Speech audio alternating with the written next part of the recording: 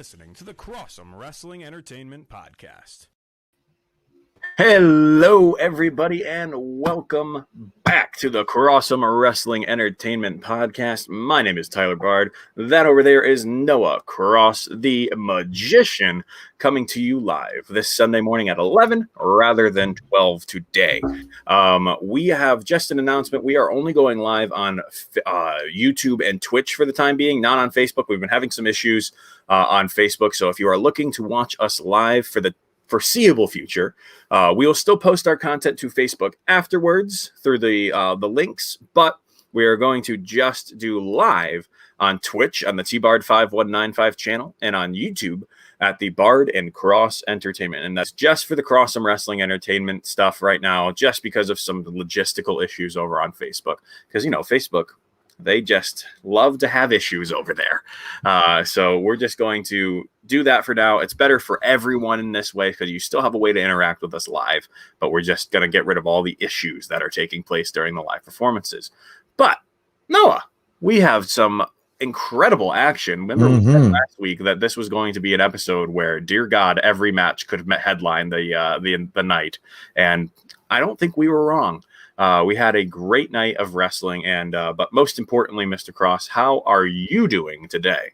I'm doing well, man. I'm excited. You know, we got to talk some wrestling. There was some great action here. I was very excited for Cody's big announcement, but we'll get to that. And, you know, I mean, it is a just big a little bit, but yeah. So I'm looking forward to talking this episode, man, especially this first match here. It was a banger. So.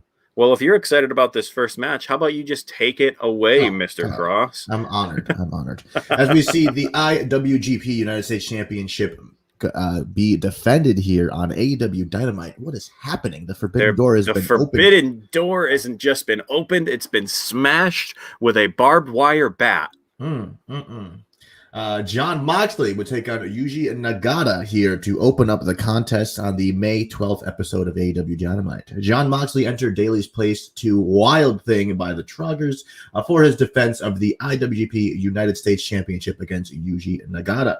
Wild was the perfect way to classify the opening moments of the match, as Moxley and Nagata threw stiff arms before the champion took the fight to catch each other with the back. Moxley dominated the action, but Nagata caught him with an exploder for a 2 count.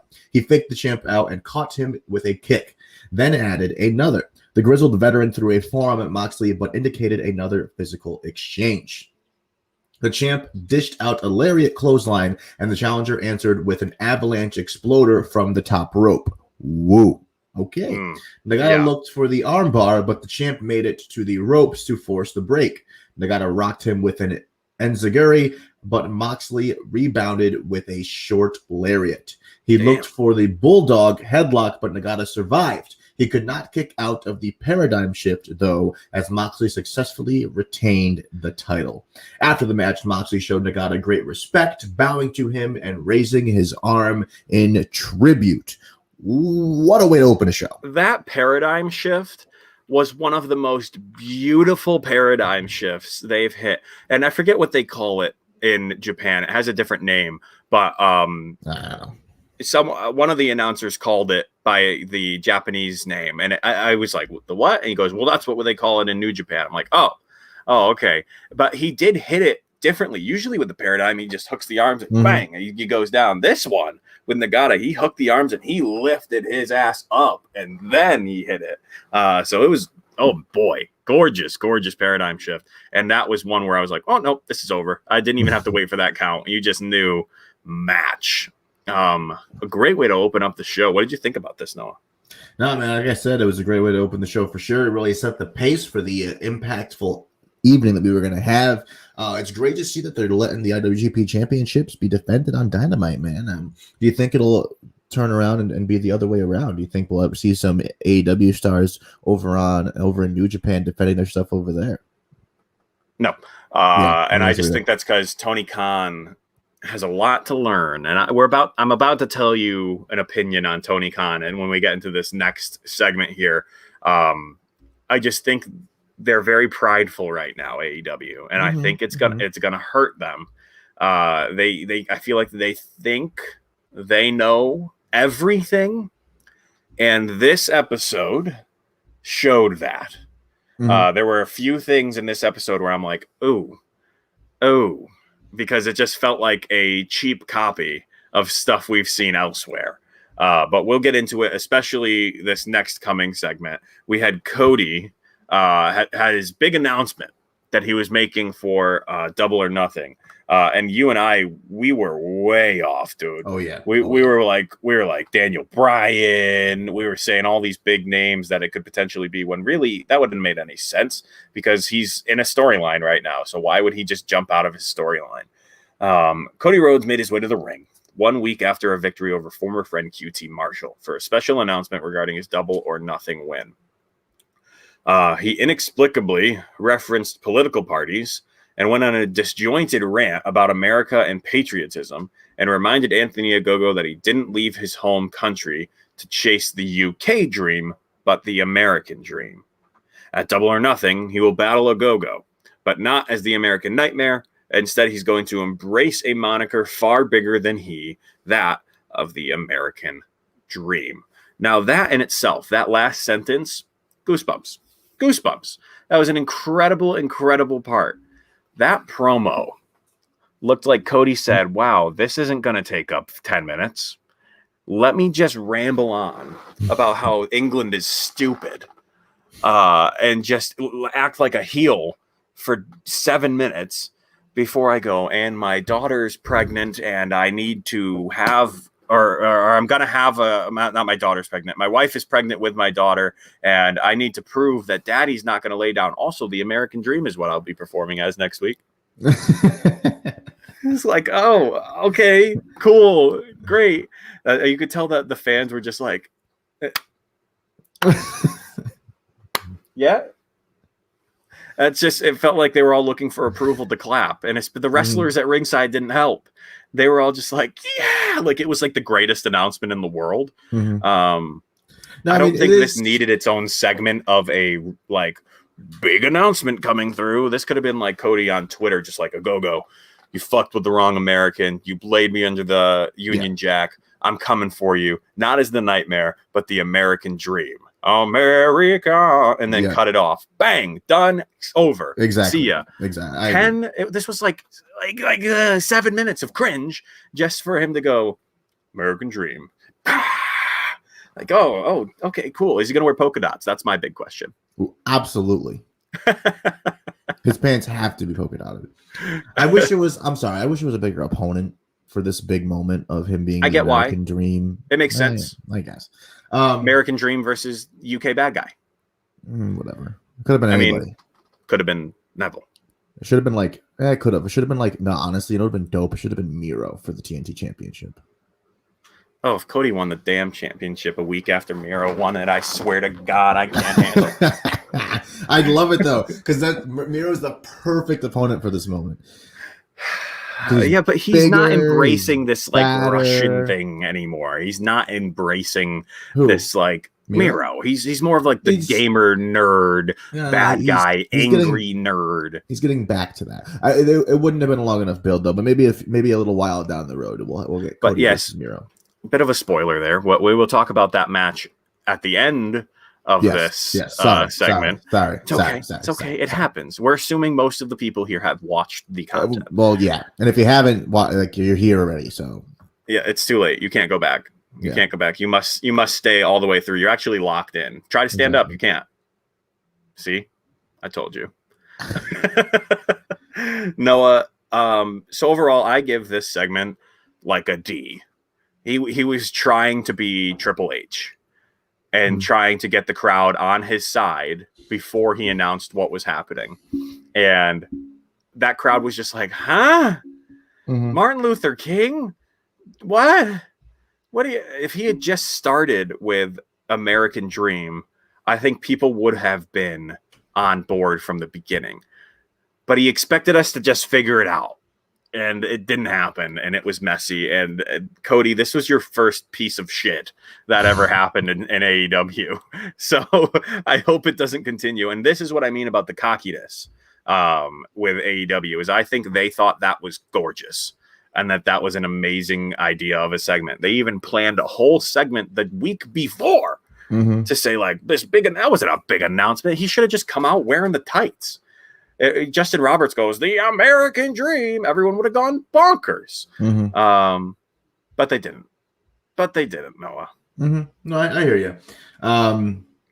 I agree with you saying it could have been a smaller thing, like, something on Twitter or something, just a little bit of an announcement of some type, or even if it was like a backstage announcement, like he didn't have to come out to the ring and do this whole thing and make it this big to say crying that about like, his daughter. Yeah, because I feel like the big pop should be, I should say, at Double or Nothing when he gets to come out and he gets to be the American Dream. Like that's where the big moment is. Like the announcement's one thing and it's a big deal. Don't get me wrong, but I just feel like the energy was wasted on that segment as opposed to all 100%. It's gonna be big still. I do hope they do the whole thing like the American Dream, like of Dusty Rhodes. The beginning of Dusty Rhodes' theme song plays, like the American Dream, and then Cody's actual theme song plays. I feel like that would be sick. Like Cody's entrance is already awesome, and every time he comes out, I just go, he's so cool. But if that happened, dude, he's so cool. The coolest. Yeah. He said it's a one-night thing, I think. And he said it was up to him or Dustin to carry the burden and the load of his family name. And he said, and it's not going to be Dustin. So I don't know if he's going to keep it or not. We'll see. I just don't think, I think the polka dot Dusty Rhodes that should be left alone, and WWE seems that they're not going to part with Dusty Rhodes at any time here. I mean, they have a whole tag team tournament named after the guy.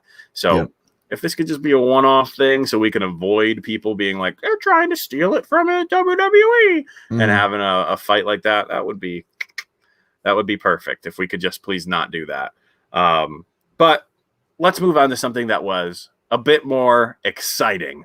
We had a match between two of the best tag teams in the world right now, the Young Bucks versus SCU for the AEW World Tag Team Championships. If SCU lost this match, they had to break up as a tag team. SCU faced the very real possibility that they were working their last match as they went up against the champions on TNT's episode of Dynamite. Matt and Nick Jackson found themselves on the defensive early, but seized control of the match entering the commercial break. Back from the timeout, SCU regained the upper hand, but the Bucks halted their momentum for a second time. This would send Daniels face first into the ring post, busting him wide open. Dude, I don't think I've seen Daniels bleed that much, but God, they are just using so many blood spots lately. His face was a crimson tide. Kazarian would fend off the champion, surviving an onslaught that culminated with a tombstone pile driver and a running knee strike before Daniels somehow made the save. Interference from Doc Gallows at ringside, a cheap shot with a can of cold spray, and Matt mocking the "I'm sorry, I love you" from the conclusion of the Ric Flair and Shawn Michaels match could not put away the challengers. And listen, I forgot to put a moment in here, so I'm just going to off the cusp here talk about it. I forget who did it. I believe it was Kazarian who ended up actually hitting a Styles Clash. And he hit the Styles Clash as Gallows was on the ropes and pointed at him and said, "Fuck you." And he hit the Styles Clash. And it was so perfect because, again, they're nodding at AJ Styles, who is a buddy of course, the Bullet Club and the Club and the OC and whatever they call themselves now. So that was another really cool moment. But the relentless and unforgiving Bucks would rock Daniels with a BTE trigger for the win. Matt's going to fall as Nick cut off a last gasp attempt to break the pin up by Kazarian. After the match, the cameras cut to the backstage area where Moxley and Eddie Kingston tore up the Elite's locker room.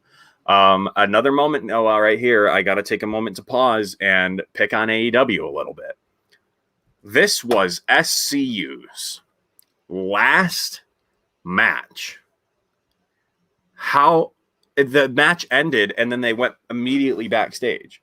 And not only did they not go immediately backstage, there was a delay. There was there's something happening backstage. I hear there's something happening backstage. hey, did you hear there's something happening backstage? Like, they said it so many times, and the camera just never cut to the feed of backstage.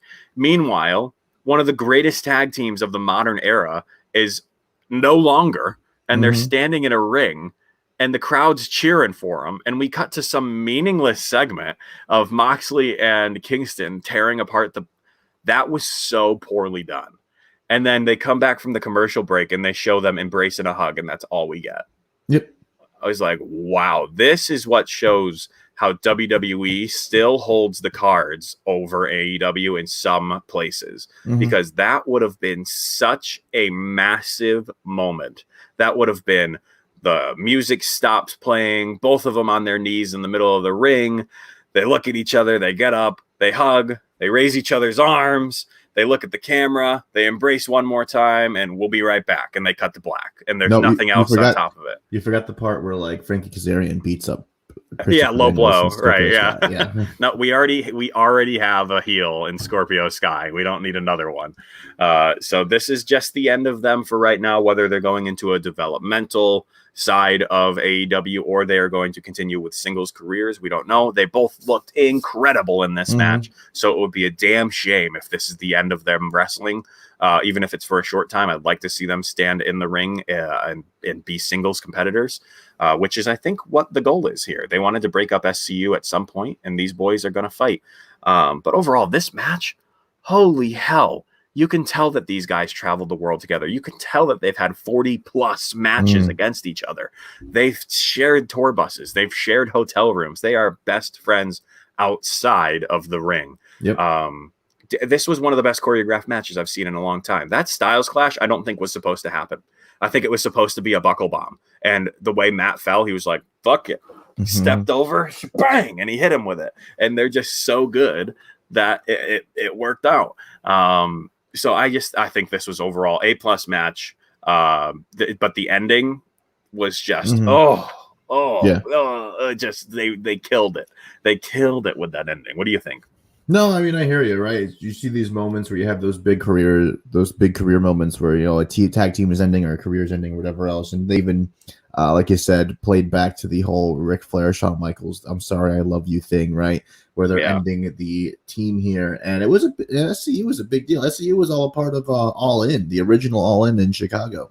SCU has tons of segments on BTE on their YouTube channel. So it's not like they're just this team that's just there. Like, SCU is ingrained into AEW. SCU literally is AEW. Like, the embodiment of what they became is because SCU was a part of that growth. And they had that huge fan base. They had the whole SCU, or they had the whole, this is the worst town I've ever been in. Like, all of these one-liners and segments. Right over there, I can see it.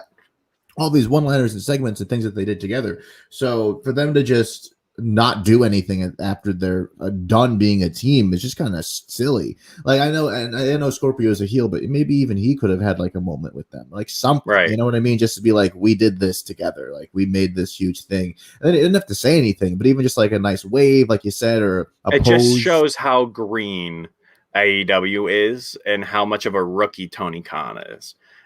But Tony Khan is cocky as hell. He is super arrogant, and he knows he has the best roster in wrestling right now. So he feels like he can get away with anything.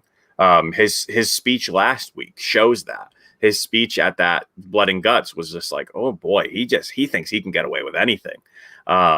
So hopefully he don't have that Ted Turner curse where you get too big for your britches and you ruin your product.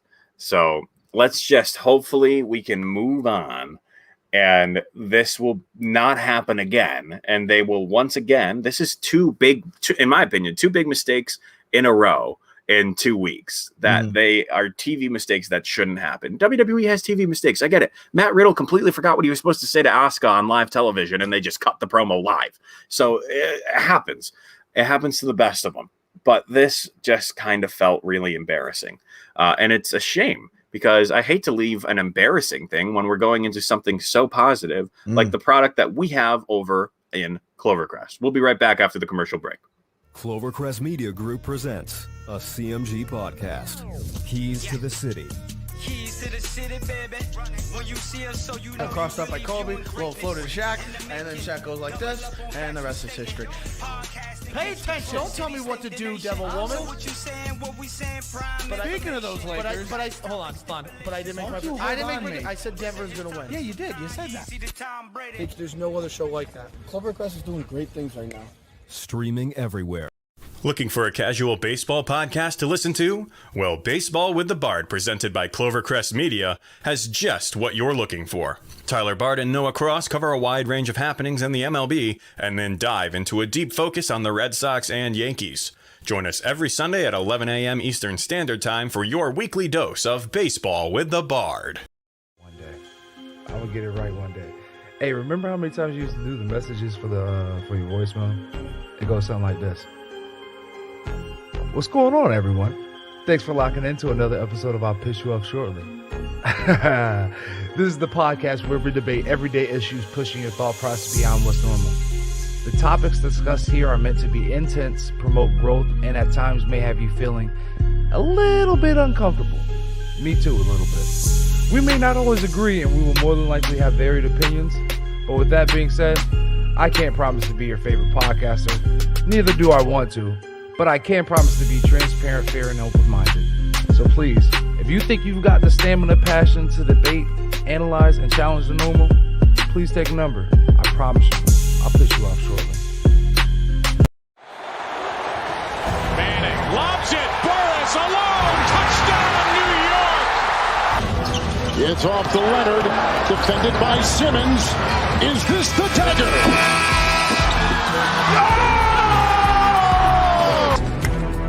High fly ball, right field. Grossman back, track, wall, see ya! Into the second deck. A grand slam the other way for Aaron Judge, and the Yankees are pouring it on. For the latest news throughout the sports world, tune in to Sports Talk with R&J every Wednesday at 1 p.m. Oh, Ray. This could still be a dub for you, though, if we pull this off, and I'm very high up. Rando fell too. Rando's out? Mm-hmm. Oh, I didn't see that either.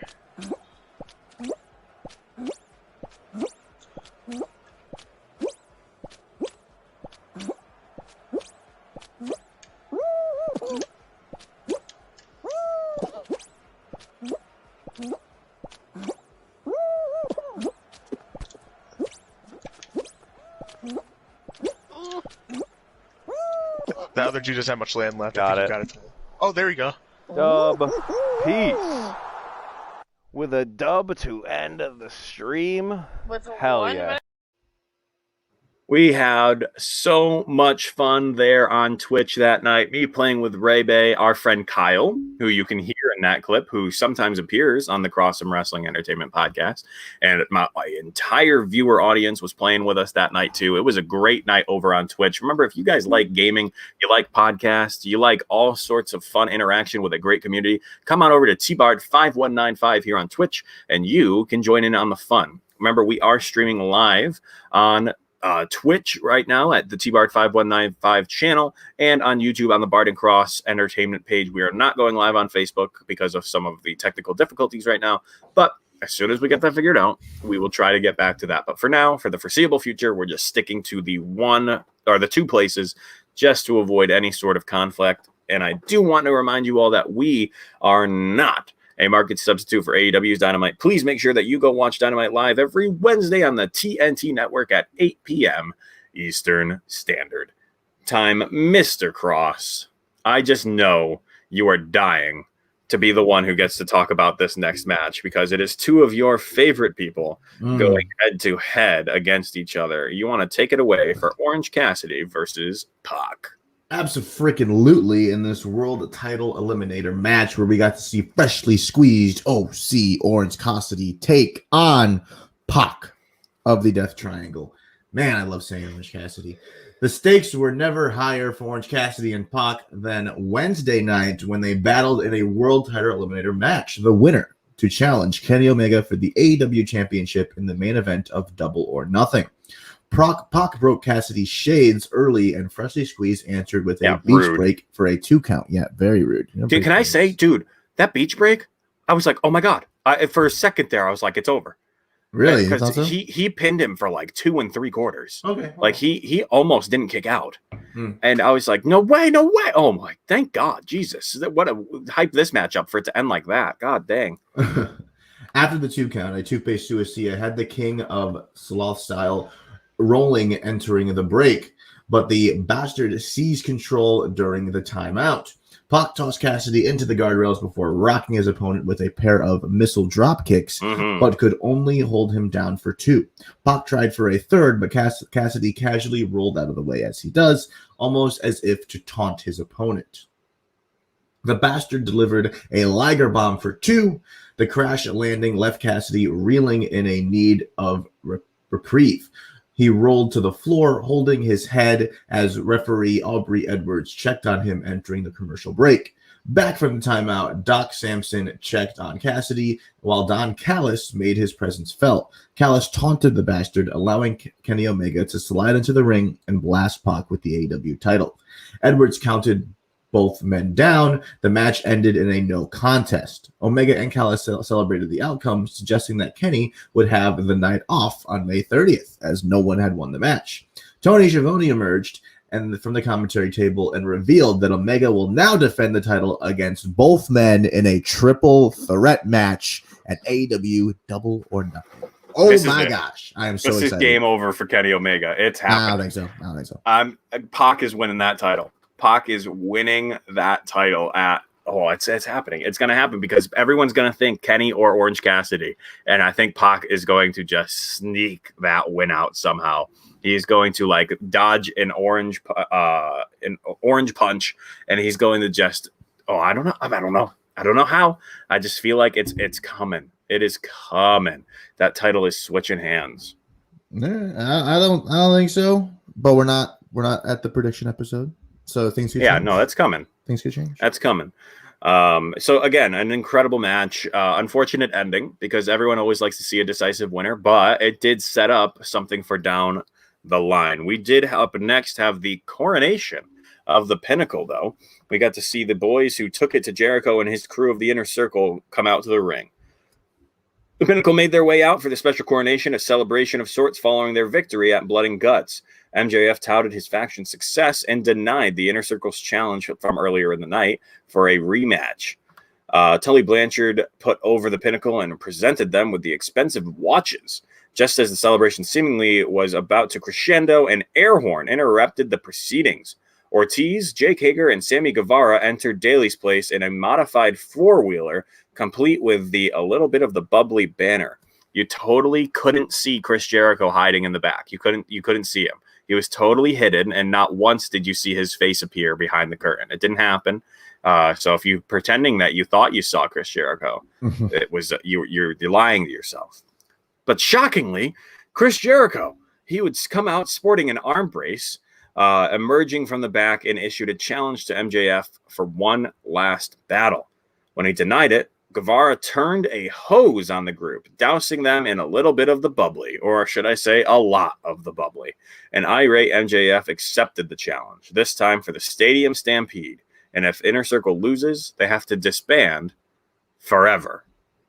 Again, remember, Noah, what I was saying earlier in the night, that this night kind of felt like a bunch of cheap shots where they were just taking WWE's greatest moments and using them. We had the I'm sorry, I love you. We had Cody Rhodes' big announcement. And then we had this, which is the beer truck coming down to the ring and dousing the people in the ring. And also, they just sold it exactly like the McMahons and Vince and Triple H sold it, where they were just like going absolutely berserk. Like you couldn't take a little bit of the bubbly to the face. So am I excited for the match? Absolutely. This has become goofy, though. We did not need that segment. And if you're about to tell me that the only injury Jericho faced falling off that cage is a broken arm, damn, man's made of steel. So if this is the Band-Aid for the fact that the place he landed looked like he landed in bubble wrap and flowers, then I understand the move here. And apparently that is a legitimate injury, that the injury to his arm. Okay. That is a legitimate injury, which makes sense because when you fall, your natural response is to brace yourself. Mhm. And when you're coming from 20 feet, the best thing you could possibly do is the exact opposite. Save your arms, go limp, because if you're doing that, they're going to snap. Mhm. And so he probably just tore something but he is going to be in that sling for a bit. So again, segment, I'll give it a C. It wasn't horrible. It wasn't great. It was just a copycat scenario of what we've seen in the past. Yeah. I'm sure you can agree with me here. No, I can agree 100%. The whole if you lose and your team's broken up thing, that's like, it's like, whatever. Like, not like we didn't just visit that with SCU and whatever else. Why can't teams just hate each other? Like, why do we have to put these contingencies on things? Just let it be a blood feud. Like, they don't like each other. You don't have to break up. Yeah, right. Just let them fight. And just let if they did break up, it's one thing because there's so many factions and teams already in this freaking company. So it wouldn't be a bad thing, but just let them fight. No, I'm with you there. And this would lead into another match, which I'm just going to take it because it's so short. I don't want to curveball you here. We had Thunder Rosa versus Jasmine Allure, and I have, I think, one bullet point for the actual match. Before the match, Jim Ross would interview Dr. Britt Baker, DMD, who was uber confident in her ability to defeat Hikaru Shida and capture the AEW Women's Championship at Double or Nothing. Not going to happen. Back inside Daly's place, however, the number 2 ranked Thunder Rosa battled Jasmine Allure in singles competition. This was the definition of a squash match, concluding with Rosa driving Allure into the mat and scoring an uncontested victory. Absolute squash match. It's absolutely setting up Rosa versus Britt Baker for the title when Britt Baker wins the title at fucking Double or Nothing, which I'm not excited for in the slightest. But it just sets up that she has someone waiting in the wings who's ready to fight her, and it just defeated another opponent in under 2 minutes. That's literally all this segment did. There's nothing all that exciting to talk about when it comes to it. So again, I give it a C. But everything else the night kind of made up for it. These last two segments were like awkward. But what wasn't awkward was this match here, Mr. Cross. If you would like to take it away. Sure. TNT Championship match here to main event the May 12th episode of AEW Dynamite, where we saw Darby Allin take on Miro. And as I say before, last episode, Tyler and I predicted the winner. So we got it right. Miro smelled blood as he entered the arena for his TNT Championship opportunity against Darby Allin and wasted no time punishing the title holder before the bell. The best man launched Allin around the squared circle, ragdolling him and punishing the babyface. Referee Paul Turner confirmed with Allin that he wished to compete and the champion confirmed. Alert the elusive, he wiggled out of Miro's grip and sent the challenger into the ring post. A released German suplex by Miro on the floor helped him regain momentum ahead of the final break for the night. And oof was right. During the commercial break, Ethan Page and Scorpio Sky attacked Sting, taking away Allen's backup and leaving him to defend for himself. Miro continued to toss his opponent around, Allin landing hard on his shoulder. Allin fought back and applied a sleeper, but the right arm, damaged in last week's fall down a flight of stairs at the hands of Sky and Page, prevented him from consistently applying pressure. Allin reapplied the hold on the floor, but Miro sent him crashing spine first into the piece of the Dynamite stage. And that was ugly. Again, he really brutalized Darby. When, like, Darby can take a hit, but damn. Miro continued to focus on the shoulder and into then the ropes. Allen season opening and delivered consecutive stunners, then tried for the coffin drop. Miro caught him and tried for a release suplex, only for Allen to escape. He delivered the code red, but could only keep the challenger down for 2. Miro recovered, downed Allen, and applied the accolade for the win and the title, having the moniker of the new TNT champion. After the match, Page and Sky attacked Sting. The Dark Order made the save, chasing the heels off. As the show went off air, Lance Archer entered the arena and stared down Miro. Yeah, well, we knew that was coming. We knew that was going to be a rivalry coming to a head here. Can I just say that accolade was not a regular accolade. He bent Darby Allin in half.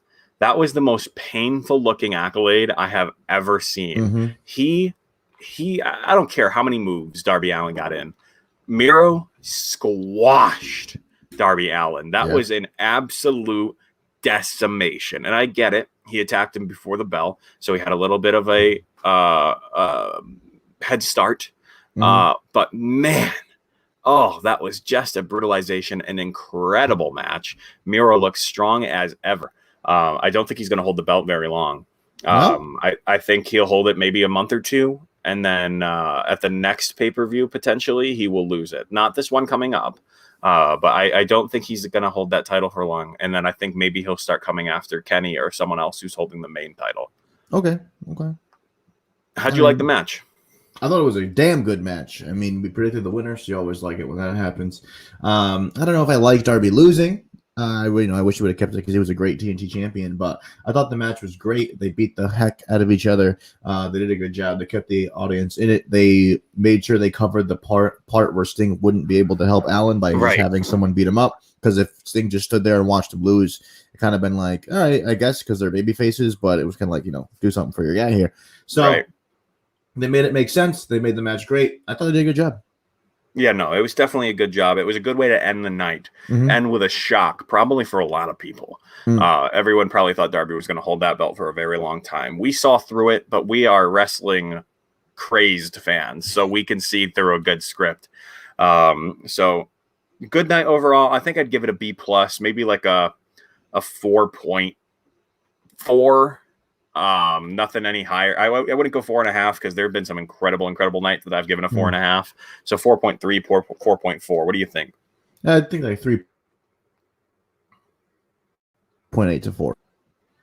Okay, all right, that's fair. Because those few segments were there were a few moments that were just cringeworthy. But most of those moments were microphone moments. So, and I'm watching the wrestling. I'm here for wrestling, not as much WWE style performing, which, whatever, if that's your thing, that's your thing.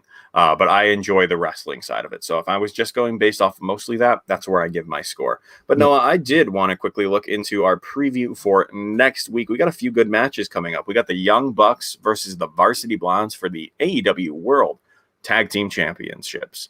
I think this is going to be quite a match. I think these two boys are going to be a force to be reckoned with.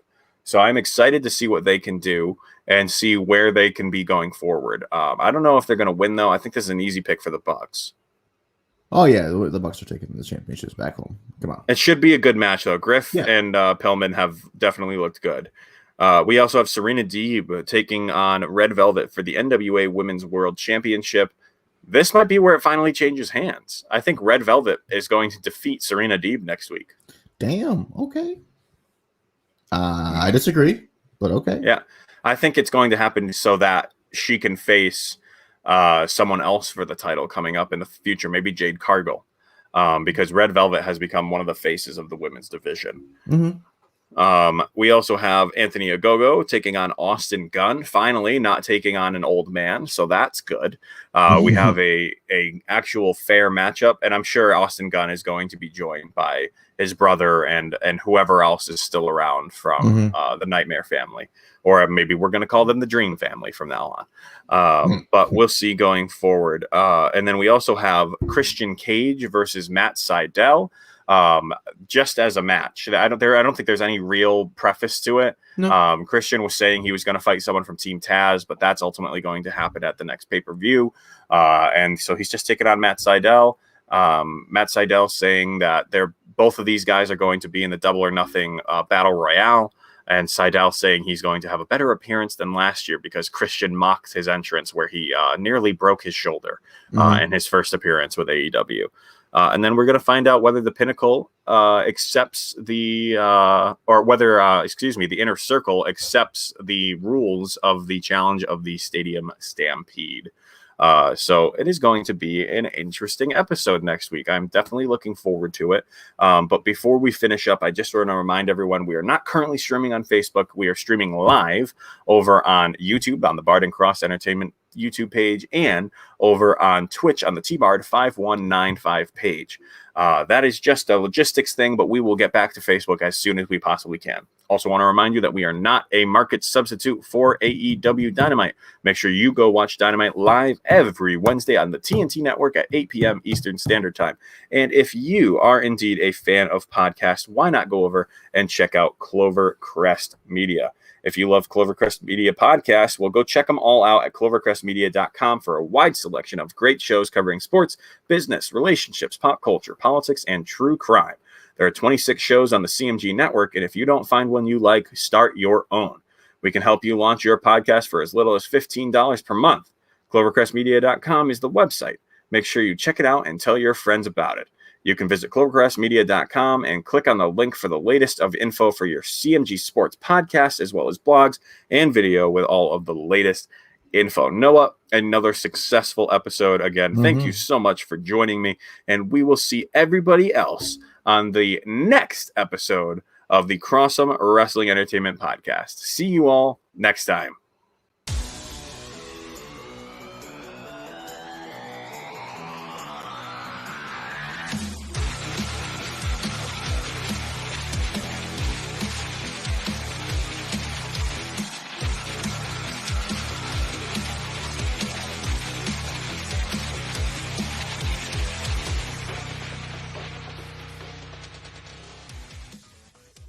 You're listening to the Crossum Wrestling Entertainment Podcast.